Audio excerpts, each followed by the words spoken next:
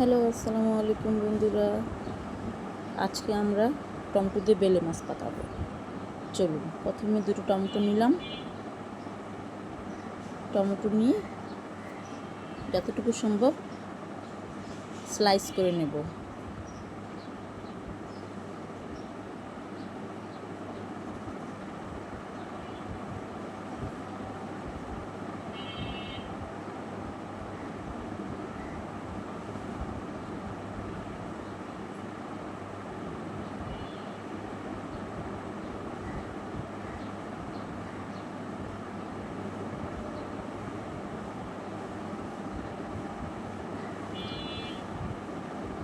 এবার টমেটোগুলো যে কড়াইয়ে রান্না করব সেই কড়াইতে তুলে রাখবো।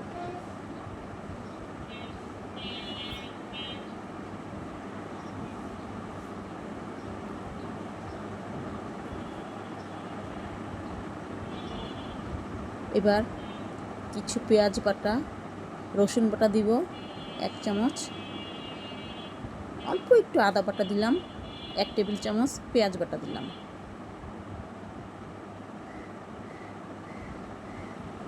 কিছু বা 1 মুঠ পেঁয়াজ কুচি দিলাম,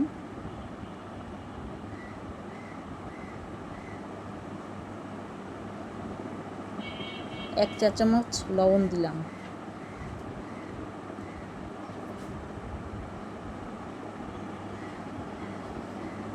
এবার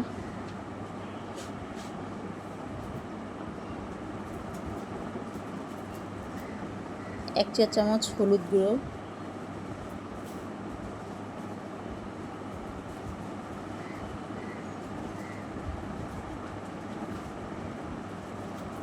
1 চা চামচ ধনে গুঁড়ো,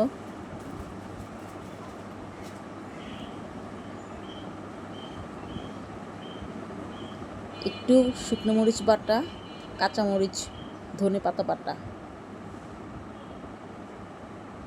ইচ্ছে দিলে কালারটা সুন্দর আসবে। এবার বেলে মাছ, দেশি বেলে মাছগুলো এখানে দিয়ে দেব। পরিমাণ মতো যে যতটুকু খান দিয়ে মাখাবো, ভালো করে কচলে মাখাবো। যতটুকু সম্ভব টমেটোগুলো হাত দিয়ে কচলে মাখিয়ে নেব। তাতে মাছ ভুনাটা বেশ মজাদার হবে। ভালো করে মশলাগুলো কচলে মেখে মাছের সাথে মাখাবো। ভালো করে মাখাবো। টমেটোগুলো যতটুকু সম্ভব কচলে দিব, যেহেতু এখন শীত না, তাই এগুলো একটু ভালো করে কচলে নেব।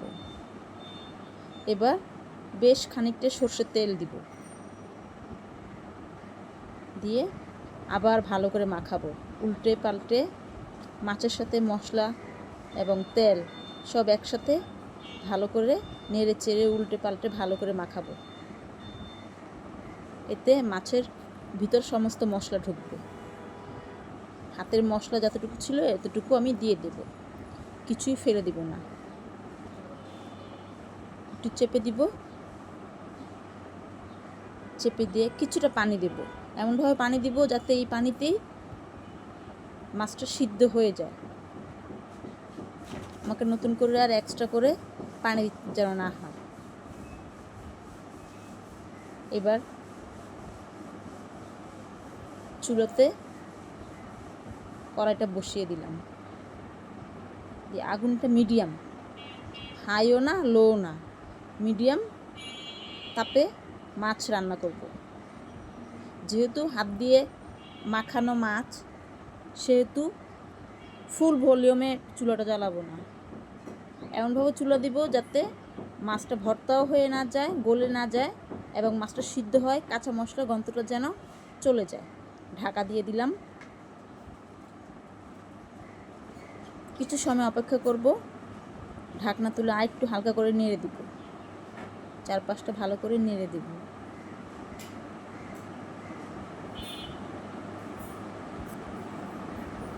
একটু পরে আবার একটু চেক করলাম, দেখি মাছটা কেমন হলো।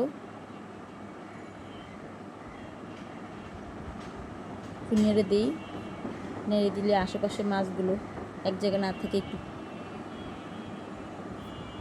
ছড়ায় ছিটিয়ে দিলাম।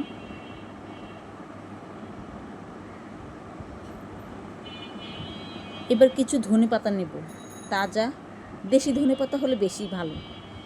যেহেতু এখন চারিদিকে হাইব্রিড ধনেপাতা পাওয়া যায়, দেশি ধনেপাতা পাওয়া যায় না, চেষ্টা করবো ধনেপাতাটা দেওয়ার। যতটুকু সম্ভব কুচি কুচি করে নেব।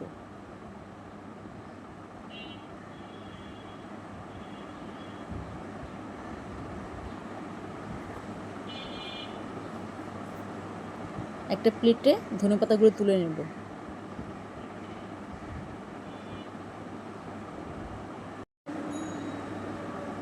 ধনেপাতাগুলো দিয়ে দিলাম।